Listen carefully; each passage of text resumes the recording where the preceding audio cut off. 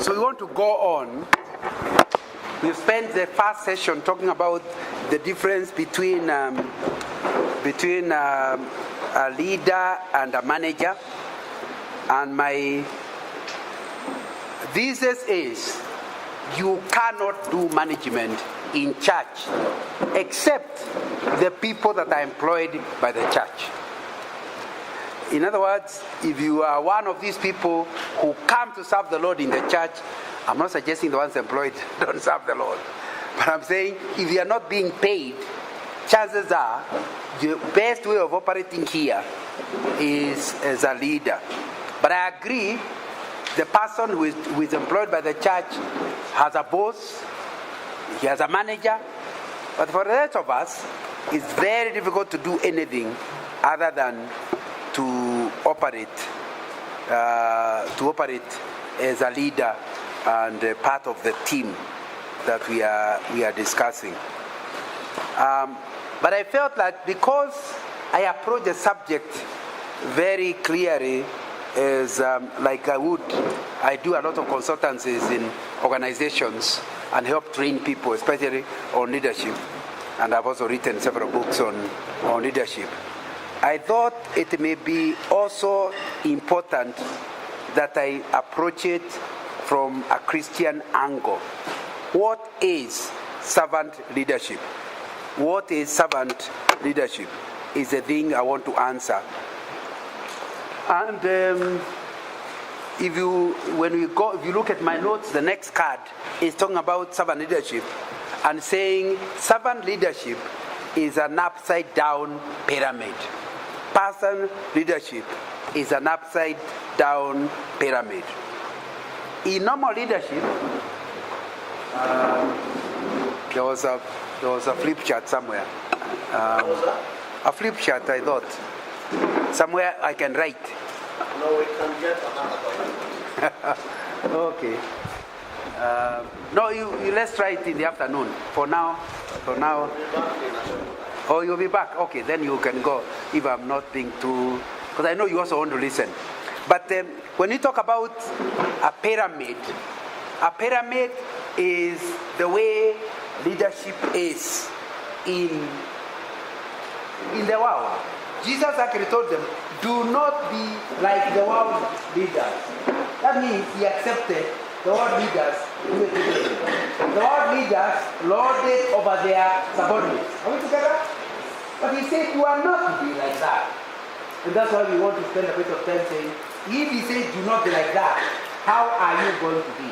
How, first of all, is the world leader? The worldly way of leadership is where the lowest person is at the bottom, the supervisors are in the middle, then the people in the next level are fewer, but they're in management. Then at the very top is the CEO. That's a pyramid. You agree? The higher you go, the less you are. Now, Jesus is saying that's not the proper method. The proper method is a pyramid upside down. Now, can you go to the next page? If you keep going, I'm sure you should. You're going backwards. Go forward. Okay, if you can't find it, you know how a pyramid looks. When you are a leader, you are supposed to be at the bottom. At the very bottom. The pyramid upside down at the very bottom. So the work of a CEO is to carry everybody else. And it's important that you understand what it means to carry everybody else.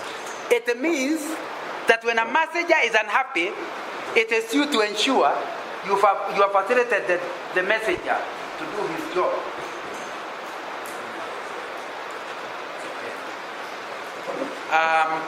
And so I think it will be important that we do that. So we are saying the world is like that. So the CEO is at the top. Everybody carries the CEO. The work, all work. And the lower you are, the greater the burden of carrying everybody else. You can actually be busy giving this one tea. Then the boss of your boss says, drink tea. You stop giving yours tea, you give the bigger one, isn't it? Once you are at the bottom, everybody can order you around. Am I right? That's the way the world works. And you know, hey, that's our big boss. In other words, we have other bosses, but this is a big boss. That's what the Lord is saying. The church should not be like that. That's the way of the world, where everybody carries everybody else up. Now, ours are supposed to be the other way around. The CEO is over here. And his work is to ensure everybody else is facilitated to do what they are doing. That means, if you are the Sunday school superintendent, what do you call the head of Sunday school here? You never have the title of the head of Sunday school. All teachers report to the pastor. You have no title.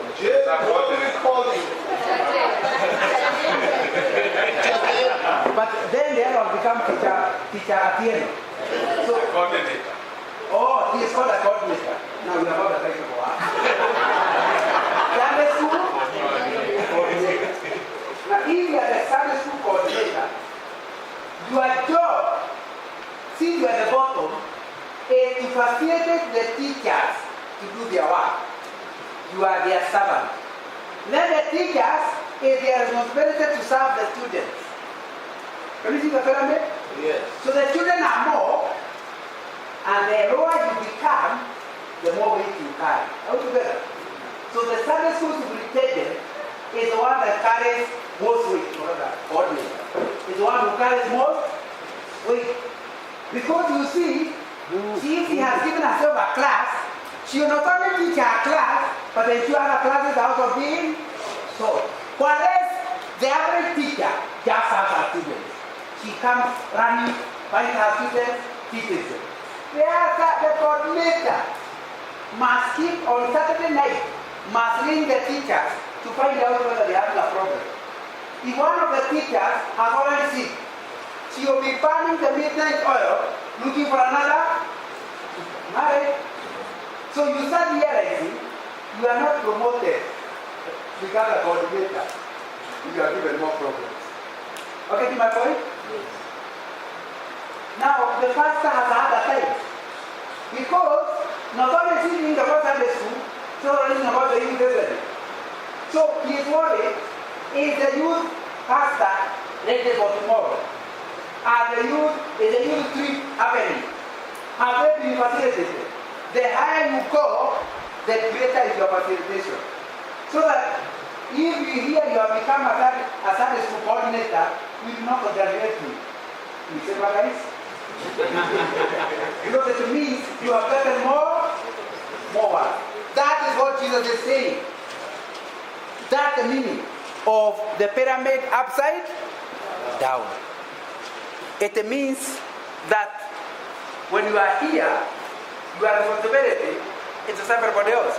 And that's a very important thing to understand when you are called chairman. If you are chairman of a meeting, it means that if that group does not do its work, we don't have the committee members. Who do we ask? The chairman. If the secretary does not send letters inviting Anna, who do we ask? The chairman. It is, I know there is somebody called a secretary, but you don't ask the secretary.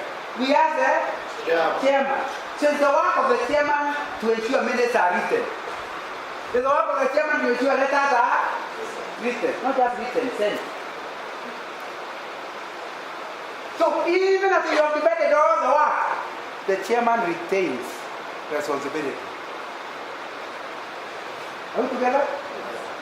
And that's what is missing. A lot of people appear in the meeting. The next time you come to the meeting, the chairman is asking people, embarrassing them. Did you do your work? You should have discovered earlier that the person never did their work. So when you come to karaoke was supposed to go to Ujumi. You already know he never went. So instead of embarrassing him, you side with him. So another Jeddah is about to kill me. But I know my brother was having so much trouble with the office. He ought to be separate. He never went. What will he feel? He has the chairman is my great friend. He protected me from being embarrassed. Are we together? And he's not actually playing game. He knows the failure of karaoke to go to Uchumi is the chairman's failure. Am I communicating? Yes. Because you are a facilitator. You are supposed to have facilitated. So when you, for example, he was supposed to go to Uchumi to bring bananas for the youth fellowship. But then his car broke down. It will now be the chairman to put his head together with karaoke to find out that the banana will come. Now the karaoke car is not working. Am I communicating? What do you think will happen to that team? It will be a strong team, an active team, a team where everybody feels the chairman cares about them. That's what you need to understand about the servant leadership. Is the pyramid upside down? And it's actually not a joke. Let me tell you something. If everybody went on strike, the way the doctors are going on strike, and your office, nobody can that. Let me tell you one job the CEO will do. He will certainly go and clean the toilet. If he doesn't clean it, he can't work. It will smell, isn't it? Yes. So, generally speaking, we think the messenger who washes the toilet is junior. But that junior work is the CEO's work. He's only being helped by the junior. And if the junior is not available, who will do it? Am I communicating? You know, you need to understand that your house girl, her work is she is only helping you. Are we together? The day she goes for holiday, who will cook? Yourself. Are we together? So when you start getting that concept, everybody starts understanding their responsibility in service. Then those of us who are in leadership, so you cannot say, you can't come to the pastor and say, you know, the youth fellowship is hopeless. I don't even want you to be in charge again. It is your responsibility to ensure that youth fellowship actually works. And the reason why a lot of them don't work is because of the sensitivities of the youth. When you treat them like children, I don't have the definition of a teenager. A teenager is a person too old to be called a child. Whenever you call teenagers children, they die. Am I right? Yes. Unfortunately, they are too young to be adults. Let me now repeat.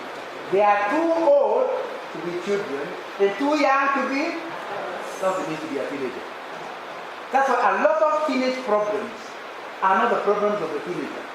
They are problems of the father who is behaving like a teenager. Not communicating. Where he does not understand that his son doesn't know who he is.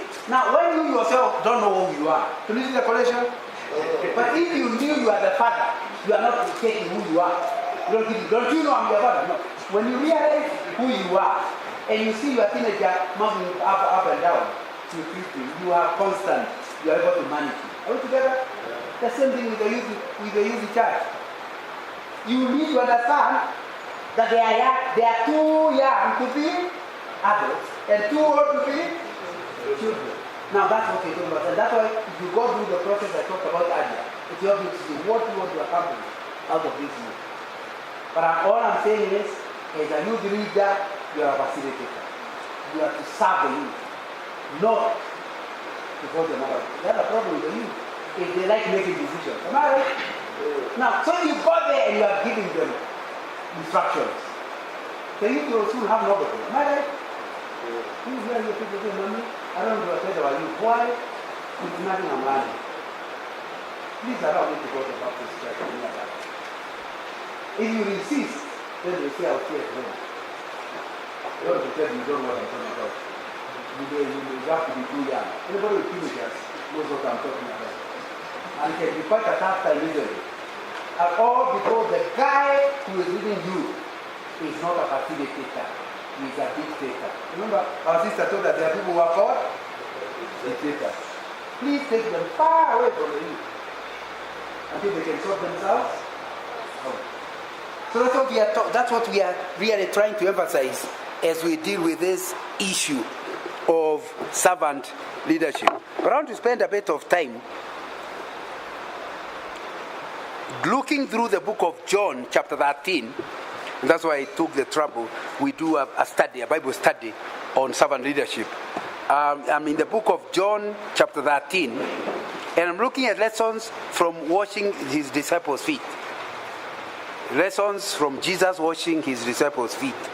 So we can learn. He's the one who introduced how a leader can be a servant. And I want us to spend a bit of time just looking at how can you be a servant leader? As a Sunday school coordinator, as a person in charge of youth, as an elder, as a deacon, how can you be a servant leader? Verse 1 says, it was just before the Passover feast. Jesus knew that the time had come for him to leave this world and to go to the Father. Having loved his own who are in the world, he now showed them the full extent of his love. What I hear Jesus saying as a servant leader, because he's trying to demonstrate what it means to be a servant leader, I hear him saying the leader must love his team and her team. I've been talking about that for quite a while. Valuing the people, desiring their good is the first priority. You cannot be a servant leader when you value yourself rather than the value of the people you are serving. Leader must love his people. Jesus is saying, having loved his own who are in the world, he now showed him the full extent of his love. So the washing of the disciples' feet was not just an act. It came from a great love for the people that was dealing with. And I think that's one of the things you really want to deal with. If you have a responsibility, let's say for the youth, let's say for Sunday school, let's say for the women, let's say for the men, these are no men because they invited me. Now, if you are maybe in charge of men, they are very difficult.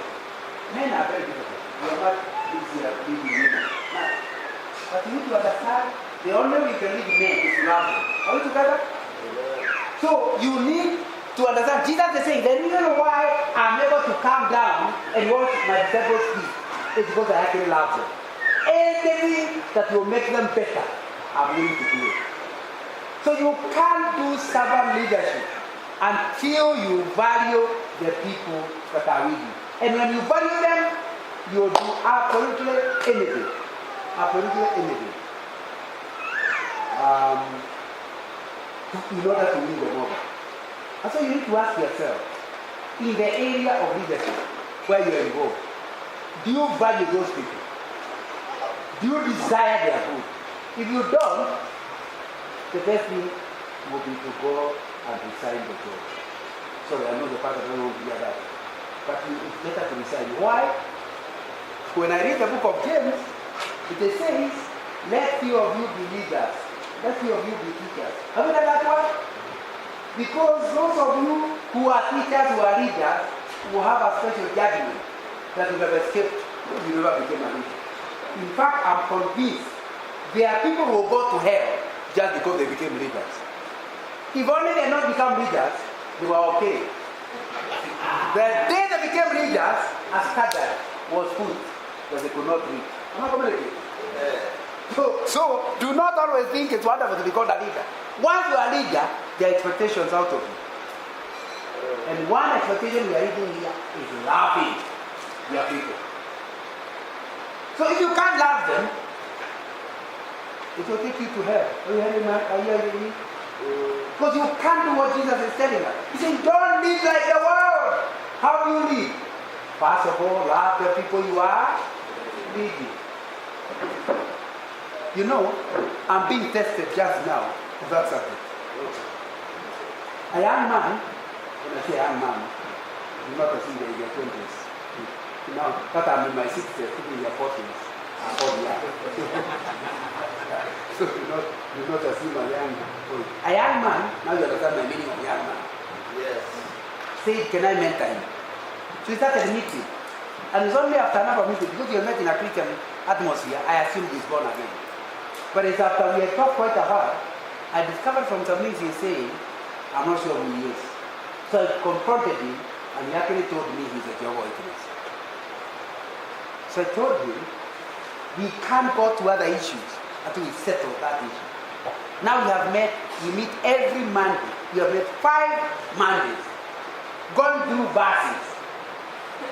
We know who is Jesus, who is the Father, what is it. Now, and you know, I reach after 4 meetings, I meet for 1 to 2 hours every week. I reach a level I started getting tired. This is my point. going through a verse and explaining, then he says, but it says this, and you know, he also, and he just, and I told him, come with your Bible, don't rely on mine. You know, they are special ones, isn't it? With the verses that have been interpreted differently. Let's start using your, like, show me from your Bible why you want to believe in God. But even after I have shown him everything, he still is not converted. So I looked at level and said, you are God. I'm busy. You see why? I'm better mentoring people where I can see where we are going. Now, and I see it was just before Christmas. I told him, I have told you enough. I think where we have reached, I realized only the Holy Spirit can work on you. He will convict you, me I can convince you. So I would like to go to other subjects on the issues where the week met the Lord. And he said, thank you. I said, what do you mean? I thought you were going to reject me. After all this debate, I thought you were going to refuse me. I said, I can't. I value you. I don't value you just because you are saved or not saved. You are God's creation, isn't it? But as I'm saying that, I'm not ability probably. I'm getting my point. But the only way we met this week on Monday. And it requires looking at that person, seeing who he can become, rather than the argument. Because I don't like the argument. I don't enjoy it. Because I thought the scriptures are clear. But we have been indoctrinated so hard from the other side. It can be tough. I want to tell you, you can only help people if you love them. Jesus could die on the cross because he loved them. Jesus could walk the disciples because he loved them. And so that's the first thing you need to check. Do you love the people? You know, people you love, whom you love, are easy to tolerate. In my vernacular we say, gwashia mwana wene noyo oragia mwaki. In other words, your own child whom you value, when you are busy cooking, if they put a sweet potato underneath, it's baked into our traditional oven. So you normally put it there, then it is properly done. But if you put it like that, it makes the fire become less, isn't it? So you feel very. But when a child from another home does it, you quarrel them. They are spoiling your fire, isn't it? When your son does it, you think your son is learning how to bake. What the difference? You value your own. No. I can tell you, this is easy to say, difficult to practice. If the people you are leading, you value them, they will do many things and you tolerate them. You know, they come late and you tell them, I know the traffic is very high. When somebody else comes late, you say, no traffic, you are rude. How can you come like this? Right. Now, it all depends on, and we are not suggesting that discipline will not be applied, but it will be applied in love. Are we together? Yeah. Because you love them. And you will not do it to please yourself, you will do it for their own good. Are we together? So even when you are applying discipline, you are not applying discipline because of you finito. You are applying discipline in order to help a person. Are we together? Yeah. So that's the most important thing. If you are going to have leadership, and that's why it's very different. You know where I worked for a multinational for 30 years. Before then I worked for a development bank. I can tell you there, we don't have to like each other with everyone. I can tell you, even in your place of work, when you value the person you are working with, the thing does better. Do you agree with me? Yes. So it's important to understand of all places in that. But then I'm asking you an impossible thing. Why people are not likable? The number one problem is that you do not, for example, Sunday school teachers, they are volunteers, am I right? Yes. So even the pastor never directed them. He says, we are lacking Sunday school teachers. How many are we? The ugly one came, the rude one came. And the pastor can't say, you are rude. Don't come. He is only announced to everybody. He says, whoever was with him to come. So, one thing that is so ugly, every time you are near, you wonder whether to run away. Now, another one came that's so rude. They don't know how to do anything except be. And they are all Sunday school.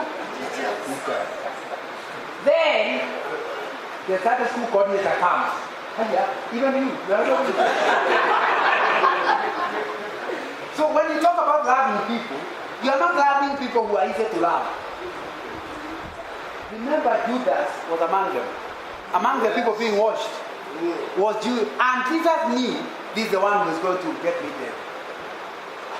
So you are not suggesting that people are easy. They will be difficult. But if you are really going to do servant leadership, you must love the unlovable. I must continue talking to this Jehovah's Witness. Even next Monday. I'm not communicating. Believe me, I'm hoping. I'm supposed to. I told another guy led to the Lord to come here as part of the training. You have to explain to him how to come. I don't miss meeting. And he's a guy whom I started. He came to me to mentor him. 2008. Is he calling now? Now I think we better call. Let me give you the number. I remember that he was running for the police.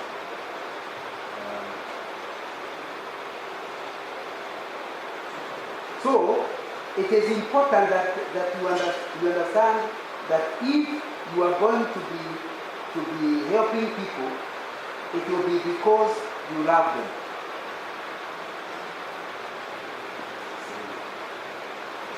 You love them. Like this friend of mine, I hope you will understand me. I talked with him. He wanted me to mentor him. As usual, when they come to me, of course the reason they come to me, they hear I was in the top leadership of one of the biggest multinational companies in Kenya. So they want me to, please, Mr. Nana, help me, I only want to go up my industry to the top. I said, no problem. I want to do that, but I also want you to know I went there because I love Jesus. It will be good for you to also love and have led many people to the Lord. This one says, let me think about it. Then he's having a problem. He told me, Mr. Nana, pray with me. We pray, God answers. I now realize if God answering like that, he certainly must get it. He doesn't. 08 goes, 09 goes, 2010 goes, 2011. I feel like now dumping it. But then he rings me from everywhere. He rings me and says, Mr. Nana, I'm having difficulty with the place of work. Can I talk to you? And yeah, this guy refused to get in. But I don't see him the way he is. I try to see the way he can become. Last year he just told me, rang me. Says, I want to meet you personally. So I had to wait for a long time because he's coming from a industrial area where even this morning he's working. And when he came, he arrived. The Lord had prepared him to get saved. He told me, I now want to receive the Lord. So for the last 1 year, he loved the Lord. Now he told me, Nana, I hear you keep preaching. I want to go to one of the places with you. He said, I'm going on the Kiabu Road. Also, on Saturday I'm working, but in Nakawaka I'm coming. Are you getting my point? Yes. I'm still praying that the Lord will see also. One day, I'll do the testimony the same. But what I'm trying to do to get you to see is that the moment you love someone, it doesn't bother you as much as when you see him as a nuisance. So you have to pray to God that the people you are leading, the good ones, the bad ones, you still love them. And when you love them, it will not be a struggle to lead them. 3 things I normally say about your team in order to help you to love them. Number 1, you don't select who your brother is. It's not your business. And not just in the church, even in your mother's house. Even your mother's house, did you select to have your brother as your brother? No. You know some of your brothers are so rich God. Why did he be born in that way? Why must he be my brother? You know, I had a friend of mine who used to work in one of the high buildings in Nairobi, and the brother became a drug addict. And was that way, he comes from a rich family. But if you come that way, the parents have given up on him, then he comes to the bottom, and he says, can I call my... No, doesn't say him. Call so and so for me. When the person is called, they have to send money quickly because they know what to result as money. Why? There is a big risk of people discovering that the guy is the brother. So as a way of avoiding, he gives the money as quickly as possible. One time she got tired. So the brother came and then she's giving him the phone. Says, I told you to stop disturbing me. The brother said, you better come. If you don't, I'll tell them I'm your brother.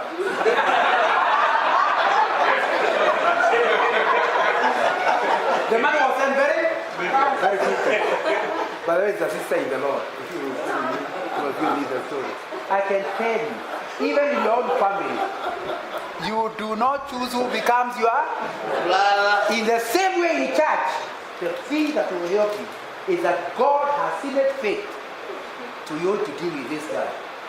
As difficult as your teammate is, God has elected him for you. And he says he never gives us a problem, he knows the ability he gives us. Are we together? He looked around church and he knew only Sister Piano can handle this difficult guy. That's why the difficult guy is in your team. That's the first thing that will help you to work with the people. Understanding it's the Lord who chooses, not you. Number two that you need to understand is that difficult person does not know he is difficult. He doesn't know. Have you seen people's personalities? Some guy is difficult, but he's not aware he is. Somebody will come and insult you. The next time he says, give me salt. Now, sure, if he knew he was being rude, would he come to us for salt? No. The reason he's coming for salt, he thinks we are still friends. You know, you invite me like that. When you understand that, it will help you to deal with the people. They require sympathy more than condemnation. Are we together? Because you can see clearly there's a problem. So that's a person who needs to. Thirdly and importantly, when you deal with the people, see, you can say that now, see the way they can become rather than who they are. That will help you. Remember, the first principle of servant leadership is loving your team, accepting your team, accommodating your team. Any of those words. But I like the word accommodating. Because accommodating is very, you know, some people, their life is like, what do you call a house, it's just a bedroom, and there's a sitting room, and there's a kitchen, all in one room. What do you call them? What do you call it? I've forgotten it. What is it called? Yeah? Bed sitter, that's the name. They are called bed sitter. No, it's not. A single room is advanced. Single room means you have one bedroom and one kitchen. That bed sitter, everything is in the same. So when you if you are a girl and your father is going to hospital in Nairobi, are you getting my point? Now what do? He knows you live in Nairobi, but you live in a bed. The bed sitter assumes you are not allowed to accommodate anybody. There's only one bed. So the moment you hear your father is coming, you go to your neighbor. My father is coming, can you give him a place to sleep? Some people's lives are bed sitter mentality. They can't accommodate anybody. I'm not communicating. If you're a bed sitter person, don't agree to become a leader. Because bed sitter mentality will make it difficult for you to lead. You can't accommodate anybody. Oh. The same thing, if you're a man and your mother is coming and you're a bed sitter, either you leave her in your house and go to look for a place, or you look for a place for her. Am I right? There are people and they are sitting here. Unfortunately, some of them are already married. You see your wife as a nuisance. Because your mentality is bed sitter mentality. So every time your wife says, May I pass here? No, can you go around? Because you don't like your life being disturbed by others. You have a babysitter. So we are saying Jesus did not have a babysitter. He loved them. He included Judas. He loved them. He could wash their feet. So you ask yourself, is that what you are doing or not? And I think it's a very important thing to... Let's look at the next principle. But that is one of the most important principles, loving your team. The next one is in verse 2.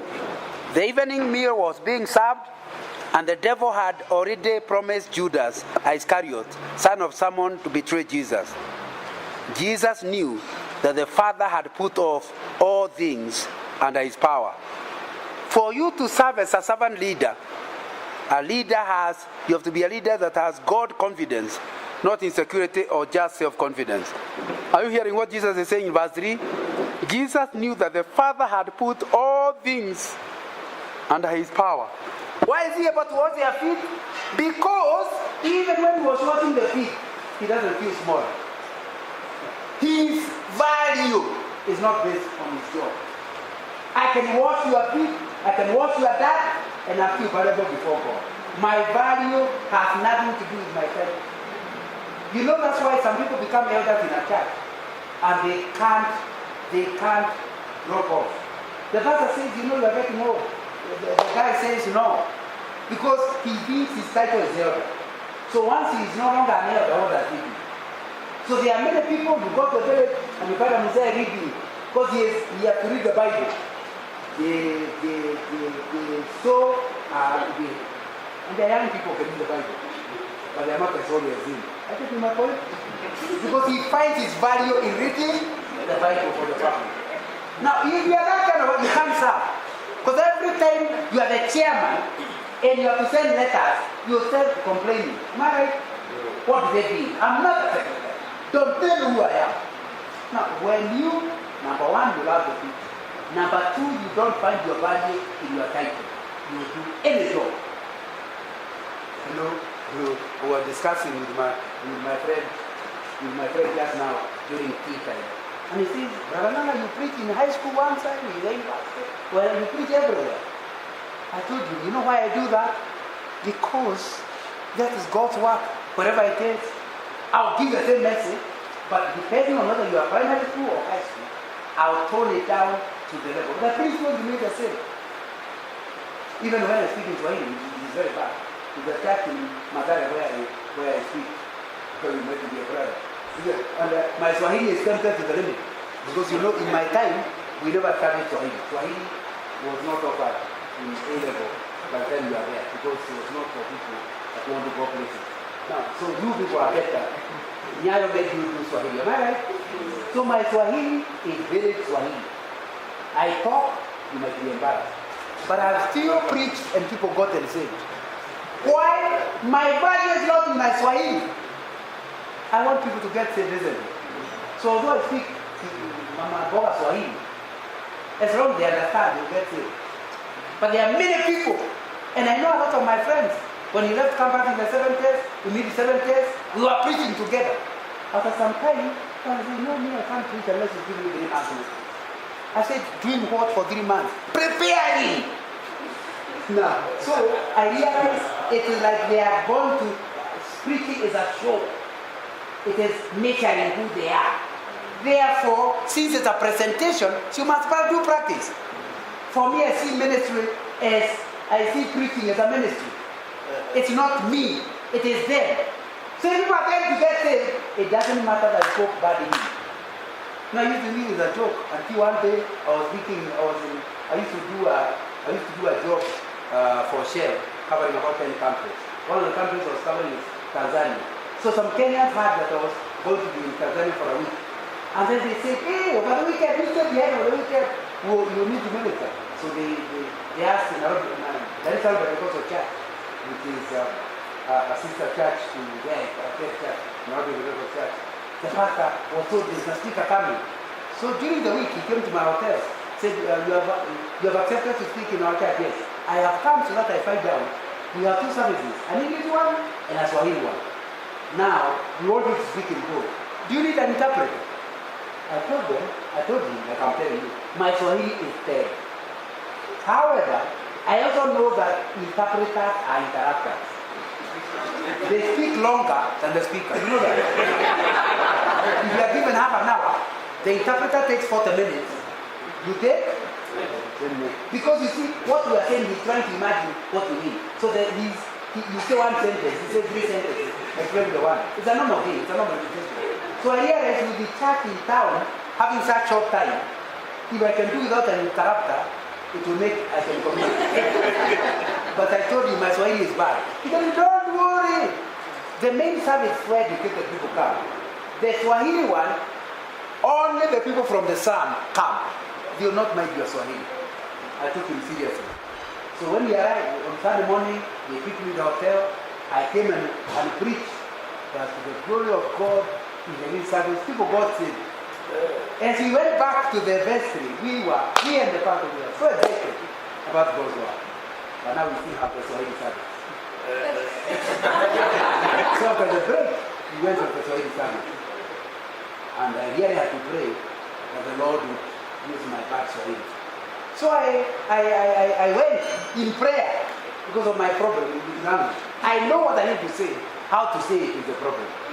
So I started. Of course, they speak Kiswahili Sanifu.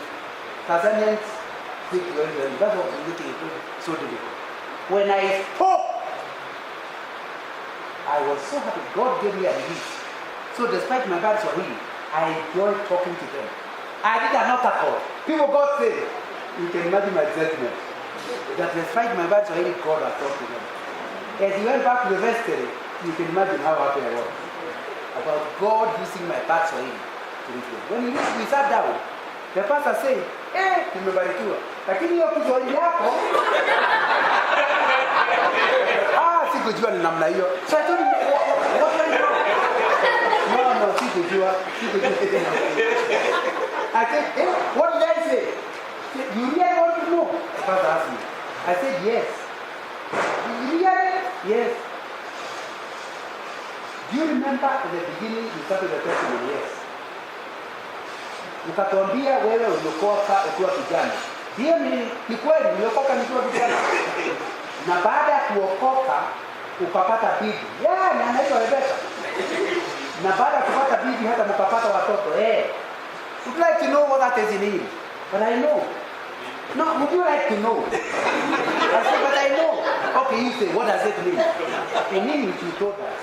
Despite getting saved when you are young, you still went ahead and married your grandmother. I said, grandmother? When the word baby. I think that people have not traveled. Me, I've been to Kenya. I know you are fans of it. But here in Dar es Salaam, they have never had the word baby used other than grandmother. So when they listen to you, they understood you married your. He told me the only possible alternative is a concubine. But they are making fun of concubine. They say baby. But wife, mke. Na wewe ukupata mke, ulipata? So you must have married your. I said, what about nyanya? Because nyanya we eat.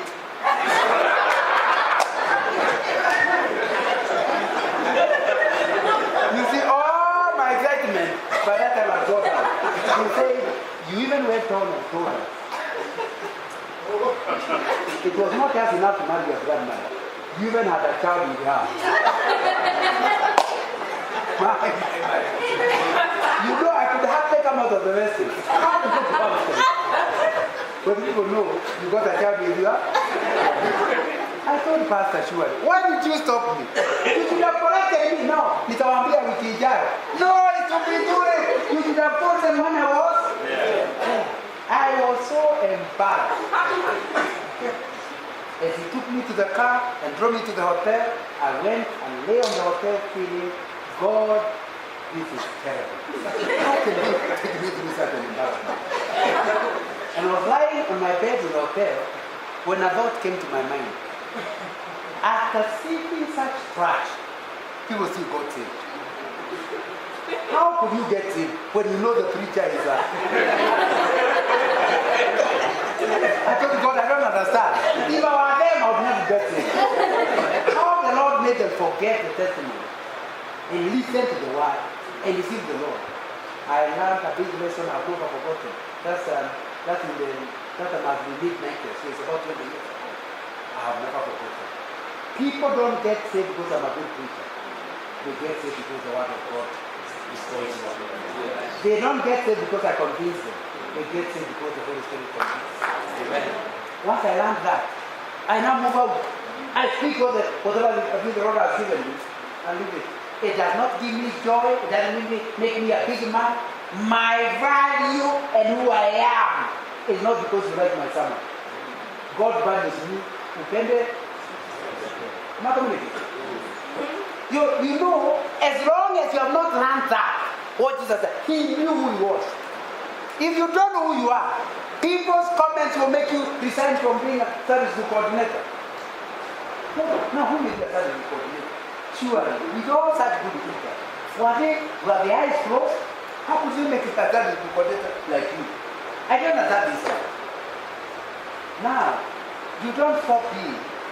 Because you don't go home feeling that you are valueless. Your value does not drop and rise on the basis of people's comments. Your value is in God.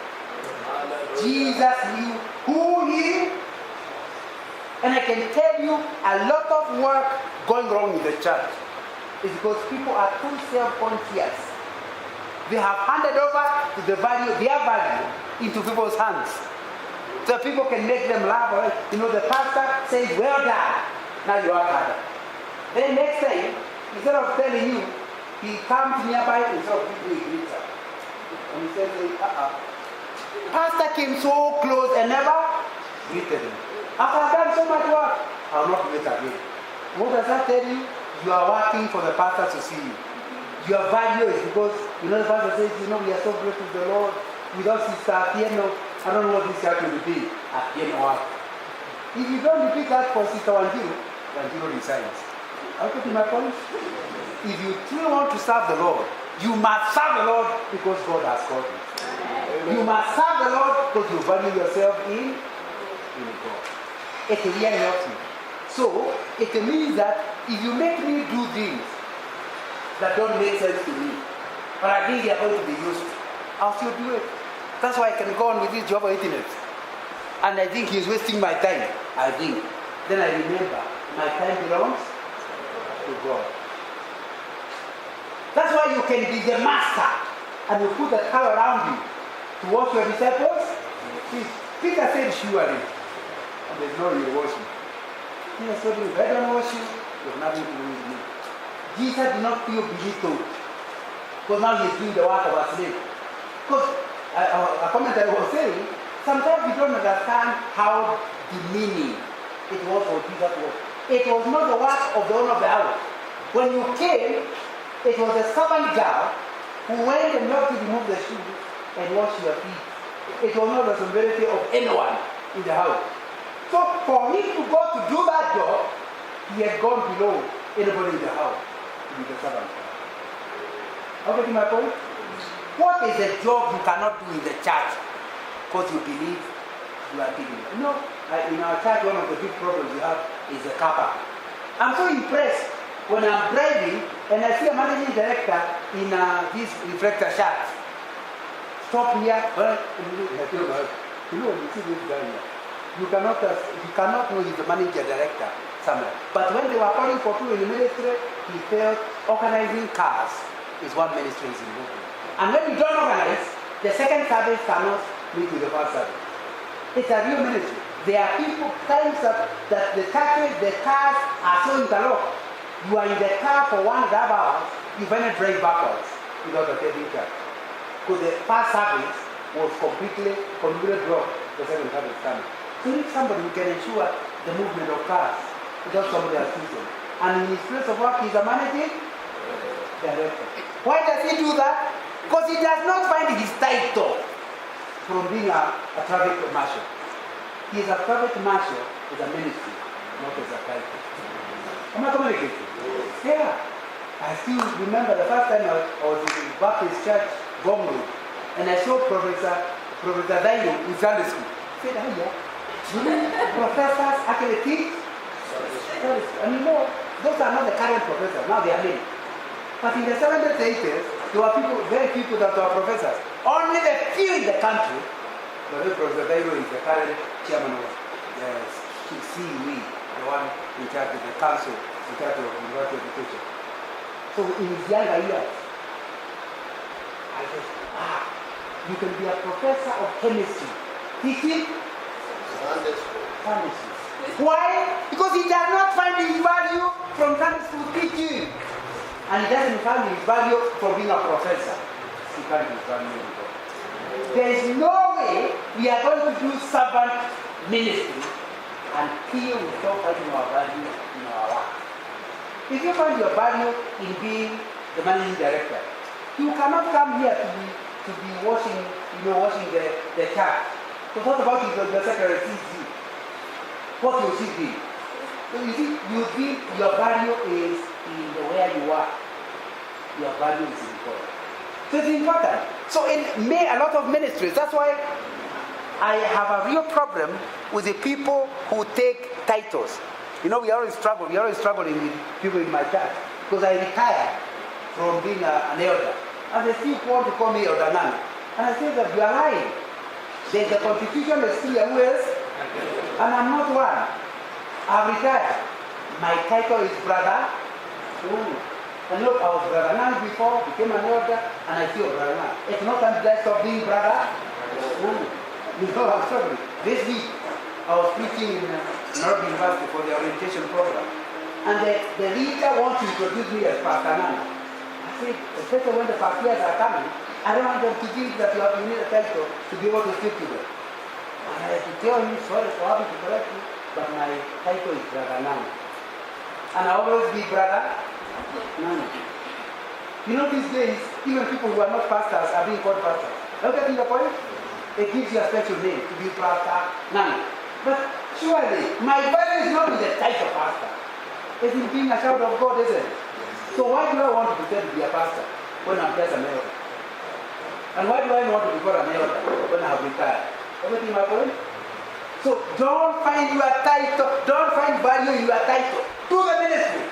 It is not the title. Not the ministry. That's what he is saying. He knew who he was. Therefore, he could wash the disciples' feet without having any challenge or any difficulty because it was not affecting him. Let's look at verse 3 again. Verse 3 goes on, and that he had come from God and was returning back to God. Earlier we saw Jesus knew that the Father had put all things under his power. He knew who he was and what he has. But then this one goes on to say, he had come from God and was turning to God. The leader is sure about his vision and future. There's no way you agree to be a servant, serving, washing people's feet, when you think that will make you a servant. But he knew he was God. Jesus was God. And so the clarity of number one, who he is, number two, of where he is going, will help you to do anything. When I'm clear my mind why I'm doing what I'm doing, I'm not seeing what I'm doing now, but I'm looking at the end product. I'll do anything. I'll go to Mathare and speak my bad Swahili, because my intention is not to embarrass myself. My intention is to get people saved. And I don't know, although you think it's a joke, but the other day I was speaking in a church along Victory, and I was speaking to the youth. And after I spoke, the youth pastor was not in. After I had spoken, and I'm now just about to go, we had about the meeting, they asked the pastor to be the one to pray. But he never even listened to me, because he came and the thing was ending. Instead of praying, he started introducing me. I said, what's wrong with this pastor? You can't introduce somebody who has already finished talking. So, but I now knew what he wanted. He told them that many years ago, he attended a church where Nana preached in Swahili. He told them, his Swahili is so bad, it's unbelievable. And he continued explaining and laughing about how bad my Swahili was. Then he prayed. What was he after? Was he after making sure the ones who are got saved get the saved? But you see, when you start making fun of the preacher, are you helping the people to believe him? No. Number two, which is important, after he has embarrassed me, we might well improve. Number three, I was speaking English, not Swahili. Remember, this is an English service. So where does Swahili come? It means he has looked forward to the opportunity to embarrass me. And he has taken many years. And finally he got it, although he came late. That's why he could not lose that opportunity. What I'm trying to get you to see is, if you agree to be a preacher, there will be embarrassing moments. Now, if you choose not to understand where you are going, it comes with a yasha, and it will be the same in all the ministries you are doing. So you need, like Jesus, to know, why am I doing what I am doing? What's my vision? Once you understand where you are going, you can do challenges. You can jump over many challenges because you know where you are going. Jesus knew where he was going. He knew where he had come from and where he was. That's why he now could face death, could face watching the devil's feet. So I think I'm repeating myself, but I better repeat it. Why are you in the ministry you happen to believe? To preach the pastor, the other reside, the better. To serve God, then commit yourself. Whether the pastor appreciates or not. Whether your team appreciates or, because you know where you are going. You know what you want to achieve. Servant leadership is an easy concept to talk, difficult to practice. It means you serve people who don't even appreciate your service. A church that has servant leadership, God's presence. Nobody is ignored. You know, you'll find you ask for ushers, and people think ushering is not a very impressive job. Nobody accepts. So they are looking for, why you not asking me to be a deacon? Look at my level here. Let me be an usher. Am I the level of an usher? Because the big usher gives a value.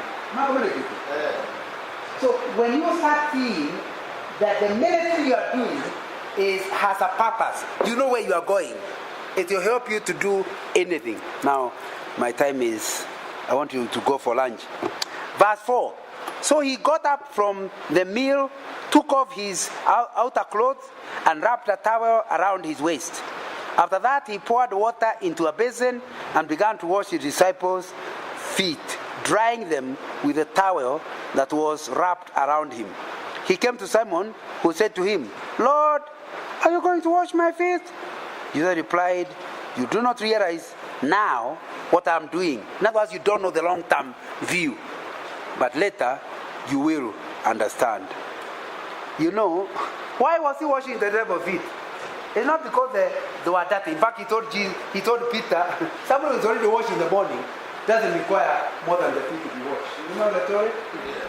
But he is saying, I am trying to demonstrate how you should relate with one another.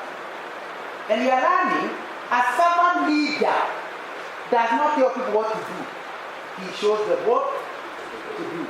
Don't tell them, please and remember to put your chairs back. I mean, your walks away for others before you bring the chair. No. What he is telling people to do is what he himself is doing. That's what Jesus said. I can't tell you to be servant leaders. I must demonstrate. Because some people think that means you should be watching each other in church. But the issue is not the feet. It is service. Are we together? So you need to ask yourself clearly, have you understood what Jesus is saying? He is saying, you as a leader must learn to coach practically, doing things that you are expected to do as a person before you say you are a leader. And what is it? Can you imagine being a Sunday school coordinator who never teaches Sunday school? Because after all, you have risen to a level beyond teaching. You know, the Sunday school department was you go on. But you yourself are missing an opportunity. Why? It's when you teach the children, you learn what to tell the other teachers. Am I right? So it's important to understand, if you are telling the youth to go this way, you must go with them. Demonstrate. A servant leader does not tell people to do, he does it with them. Are we together? And it's important for you to interpret what the Holy Spirit means for your particular situation. But Jesus is saying the reason he is doing what he is doing is so that he can demonstrate for them. And they will understand along the way. Leaders coach their team practically. What is it you are telling people to do and you yourself cannot do? It's beneath you. Surely not me. I'm telling you to do it. I can't do it myself. What is it, work done in the church, which you feel is beneath you to do? We are not suggesting ability and competence. We're just saying that your dignity does not allow you to do. What is that? Then don't tell other people to do it. Because you see that Jesus is saying, what you are telling people to do, you must demonstrate to them. Are we together? Of course, I agree. There are people who are better studies to teachers than others. But if you are the coordinator, whether good or bad, you must also teach so they can see what you're talking about. I agree the pastor to teach people who are good service to teach you. But if that's where you are, you must teach. And it's important to ask yourself, what in the church are you not getting involved? So that the church is not doing well. Because they are having too few workers. So, because a lot of people are too senior, and you happen to be a church blessed with educated people. Because I've met a lot of my friends who are very educated in this congregation this morning. And you know that is a problem itself, isn't it? Because once you're educated, there are many things beneath us. But however educated you are, the church must be swept. However educated you are, the toilet must be clean. However educated you are, the children must be taught and the makamati must be removed. However educated you are. So it is critical to understand that what I'm describing, which Jesus is describing, is a critical issue for the success of any church, including Grace Chapel International. And so you need to ask yourself, which area is the church failing to grow? Because you are too dignified to do. You know, many people who meet me speaking in the universities, when like someone was inviting me to high school and kind of apologizing. I don't know if you can come to a high school. I said, why would I not be coming? Oh, you know, we had you when you were in the university. Now, there's something recently. They are thinking of. For me, I look at it as opportunity. They look at it as class. Nanga is a speaker in there. So they have another body. They think a grown man. But the people need to understand where I preach does not determine who I am. The ministry you do in church does not determine who you are. You know, there are even many people, now I'm just digressing, but there are many people who become jobless, especially men, and their wives are having to meet all their financial needs. Reason, they are too senior to do the jobs that are available. They have become so senior. It's not very old, it's the last 20 years when that problem has come. Many marriages, Christian families that are breaking up because the husband lost his job. It is nothing wrong, you can't blame him. But after he lost his job, he simply sits in the house the whole day. Have you heard of that cases? It's not that they are lacking something to do, they are too dignified to do certain things. So the marriage will break. Because you see, you in the morning, you can't break breakfast. Because after all, you're not a woman. In the evening, you can't make something because you're not a woman. And in the day, you just get one that in the fridge. Within no time, you suffer from atrophy. What is atrophy? You know, I was told by a doctor, I had a car accident, and I was told by the doctor, if you put your hand in one place for about 2 weeks, it suffers from something they call atrophy, inability to work. And that hand will be permanently crippled. You require a physiotherapist to teach the hand how to work again. Why is he telling that? Because I had a car accident and my leg was in a plaster.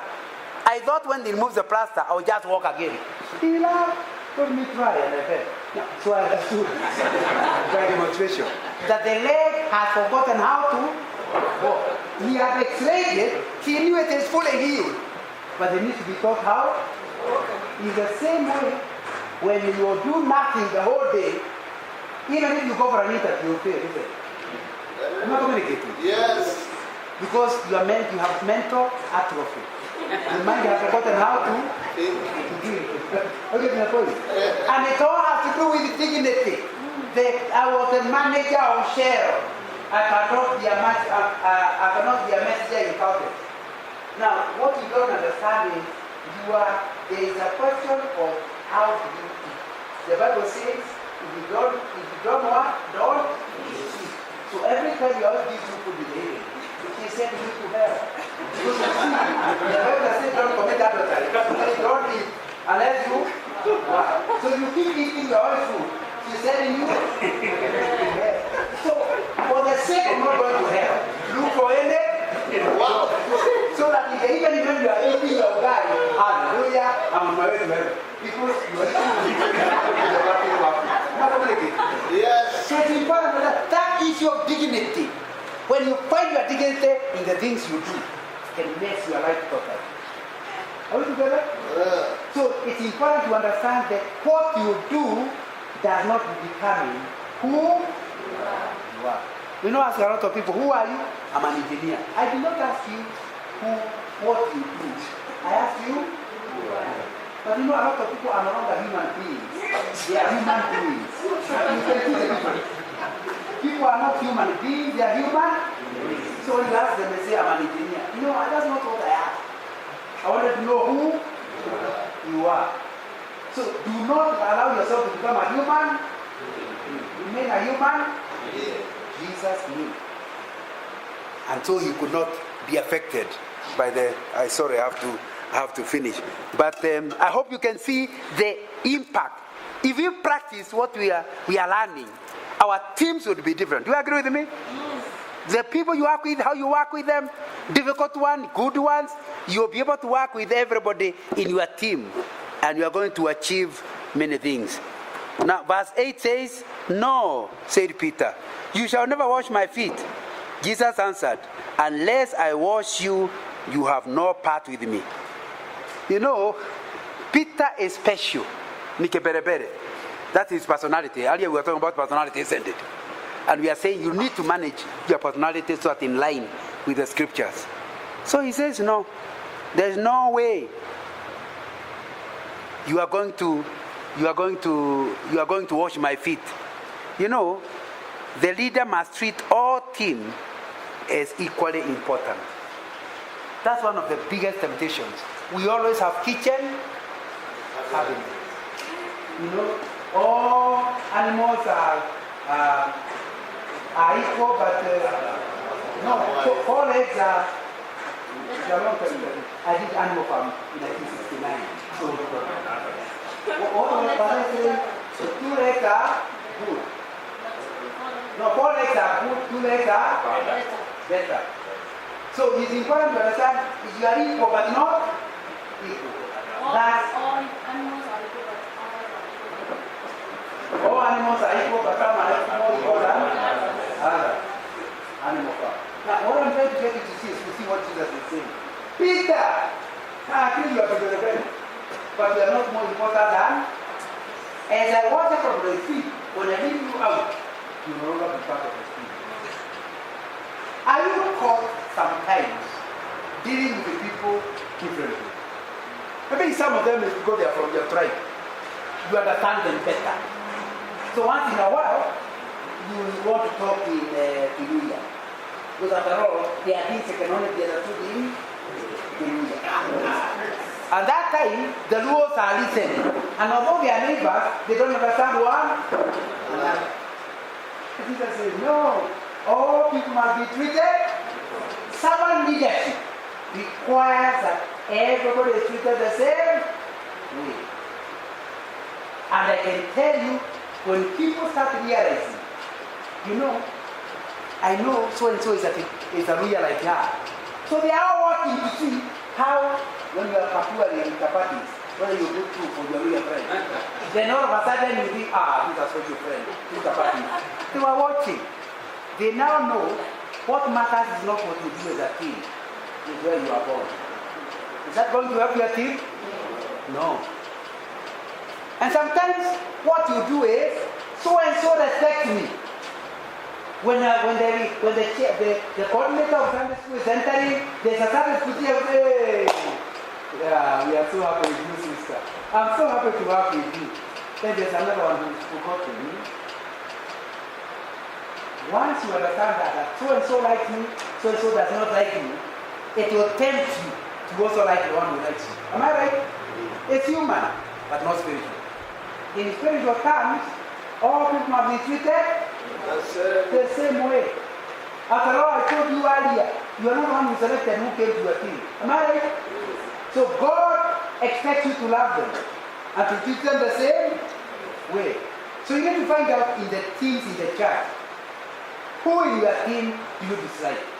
And I'm not suggesting that it is possible not to dislike some people. I repeat what I told her. You now know, so you struggle with it, isn't it? In fact, the one you are tempted not to treat well, you should treat even better. Because everybody expects you to treat them badly, so they'll be watching. And when they feel so and so is treated well, they say, if you can treat so and so insulted her well, then I'm safe. After all, I've never insulted her. Okay, think the point? Everybody will feel at home. So Jesus is saying, no, Peter, I know you are keeping a parent, but I'm not going to treat you any different. All people must be washed. And if you refuse to be washed, you have no part to do with me. So you need to ask yourself, is that the way you treat people? Do you treat them the same way?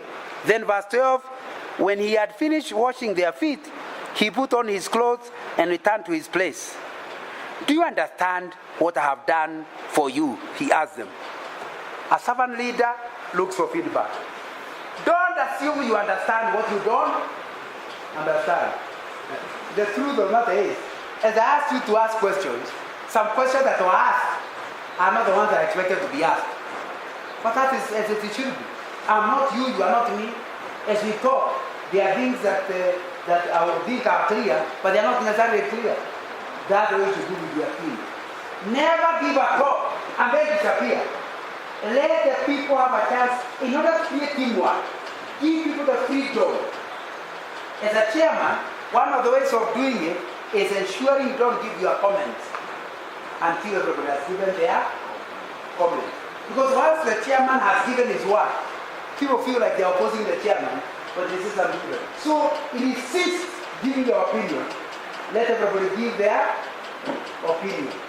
That is very, very critical. That's the freedom. I always remember a time Focus Mary asked me to speak. And I was speaking about conflict, resolving conflict in marriages.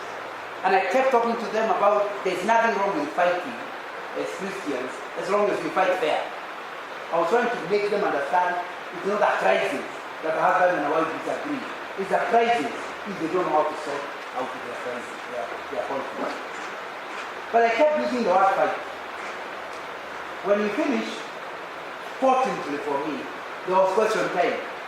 One was there who was, I don't think he had been to university, but I've been invited in the couple of meetings. It was one in English, put up his hand, and says, I must say today is one of my most blessed meetings. I am really grateful because Mr. Nana came. You know, for a long time as I got saved, they told me I cannot neurosa my wife. Now Mr. Nana told me, if my wife is doing bad, there's nothing wrong with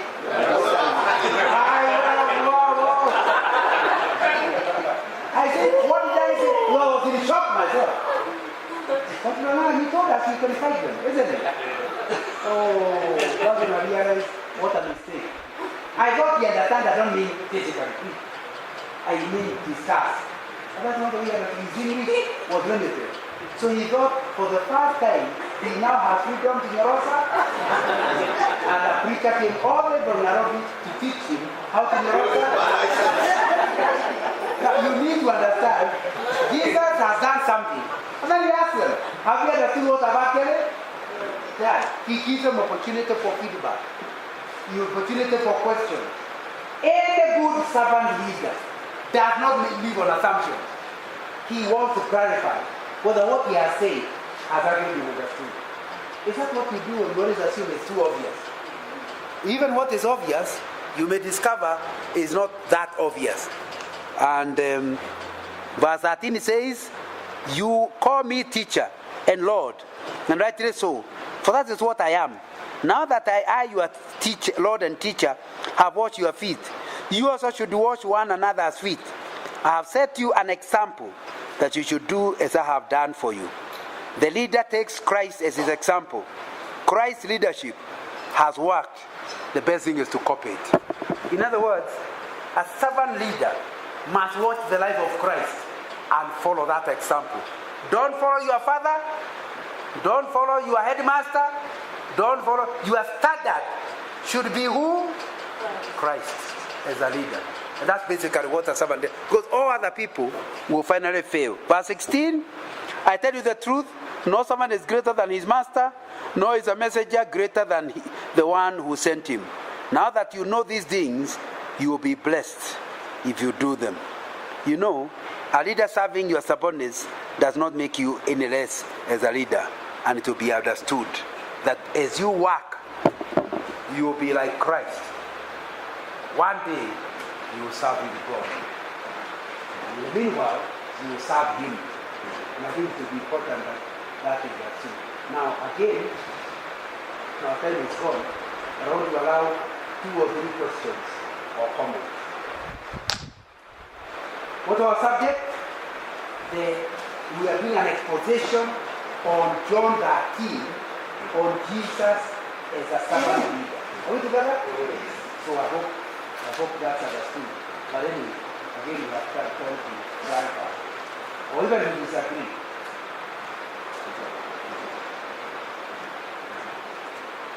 Is that something that blessed you? Again, you can mention it. There's something you disagree, or there's something you want clarification on.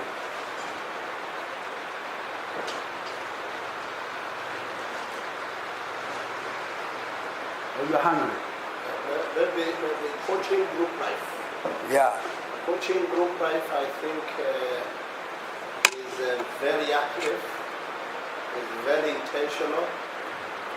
It doesn't happen until the leader decides, I am going to help my group to serve because they ought to.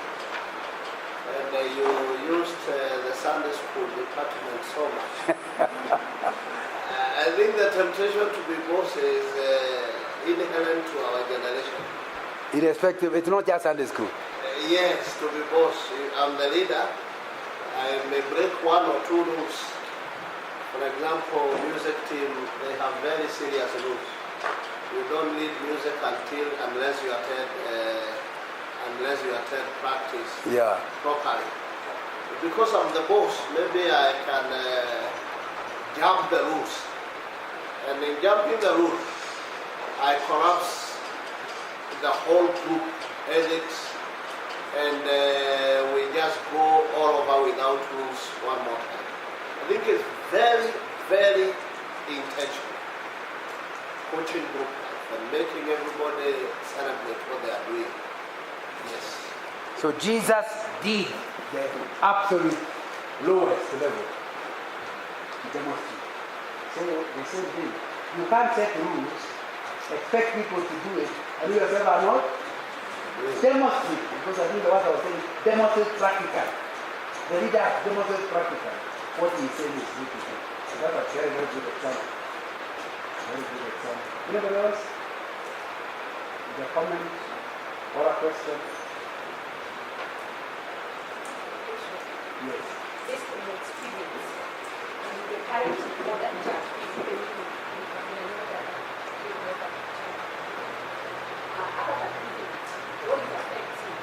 Other than?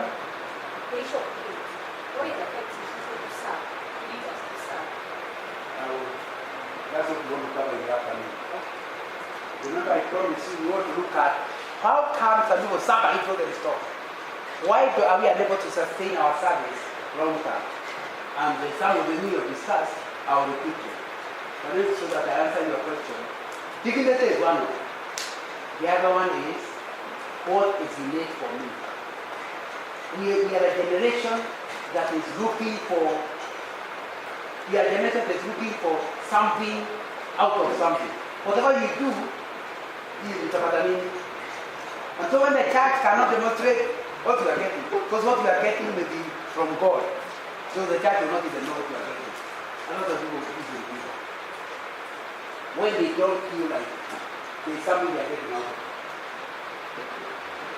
Even here, you ask yourself, I've served the Lord for 3 years here in Grace Chapel. So what have I gotten out of it?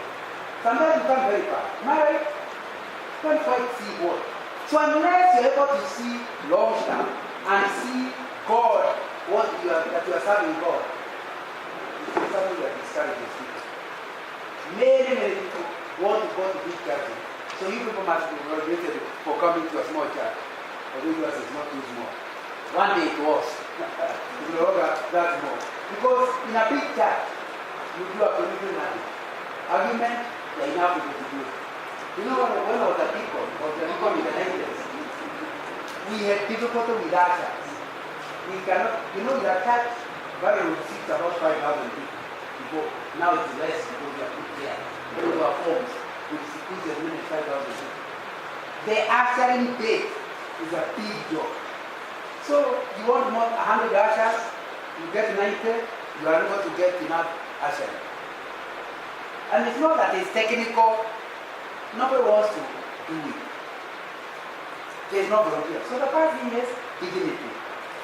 Our ushers are given some coats to wear. When you are an MP, you don't want to wear a uniform.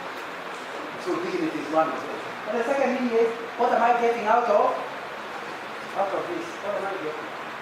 And that can stop you from. Now, in a big church, you can easily hide. In a small one, I think that there is such a desperation for someone to do something. Some of you are not here really. It is because the pastor was desperate. That's why you are here.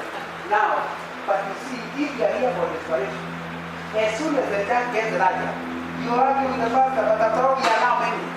You go up to somebody. Can I answer your question? I think let's leave it there. And I have a looking back for us. Joshua.